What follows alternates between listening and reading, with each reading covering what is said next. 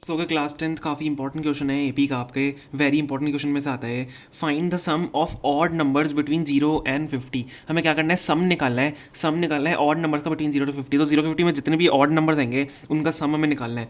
ठीक है, तो कैसे निकालेंगे, देखो 0 to 50 के बीच में जो ऑड नंबर्स होते हैं क्या होंगे, 1 3 5 7 9 और चलते रहेगा। तब लास्ट नंबर जो हमारा आएगा वो 50 से पहले क्या होता है, 49 होता है, ऑड नंबर जो होता है।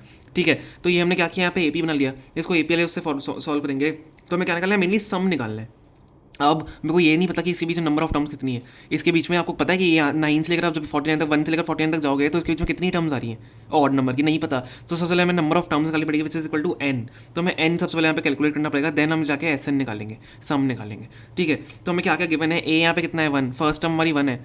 ठीक है, फर्स्ट हमारी 1 है, ए 1 है हमारा।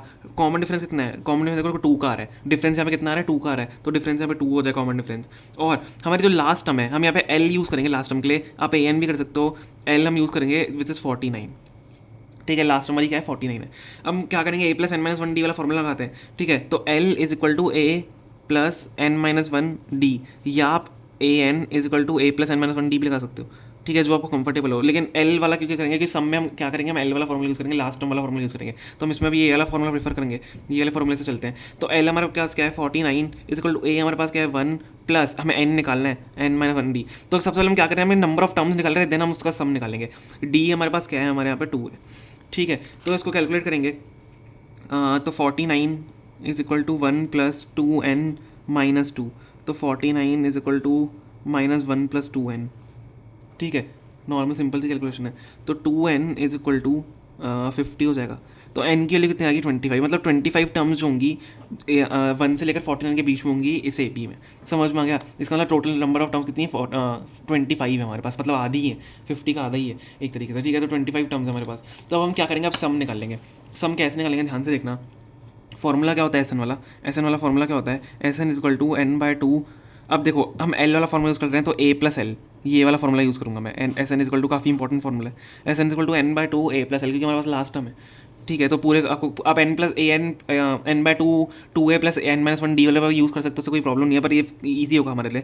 तो एस, अब हमारे कितने टर्म्स है हमारे पास, 25 टर्म्स है। ठीक है, तो S 25 is equal to 25 terms का सम निकालेंगे, 25 बाय टू, ए क्या है हमारे पास 1 प्लस एल हमारे पास 49। ठीक है, ये हमें कैलकुलेट करना है।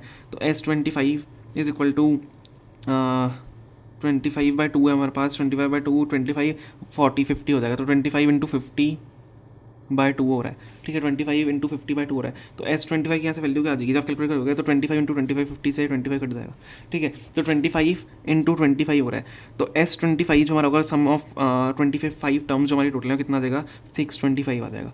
S25 मतलब 25 इंटू 25 625। तो हमें मेनली यही निकालना था। तो हमें क्या, हमने देखो ये हमारा फाइनल आंसर है एक, तो 625। ठीक है, हमने क्या किया, हमने सबसे पहले एन निकाला, हमने नंबर ऑफ टर्म्स निकाली जो इसके इन पूरे एपी के बीच में कितनी टर्म्स आ रही है हमें नहीं पता था, तो हमने नंबर ऑफ टर्म्स निकाली। देन इससे क्या किया, हमने एन निकाल के फॉर्मूले से एल वाले फॉर्मूले से किया। देन हमने लास्ट में सम वाला फॉर्मूला लगा दिया, जिसके पास हमारे पास एन था। तो S N is equal to N by two A plus L काफ़ी इंपॉर्टेंट फॉर्मूला है, ये ध्यान रखना। ठीक है, बहुत काम आता है। ओके, तो ये हमारा इसका आंसर होगा। आई होप आपको समझ में आ गया होगा। Okay, thank you so much for watching.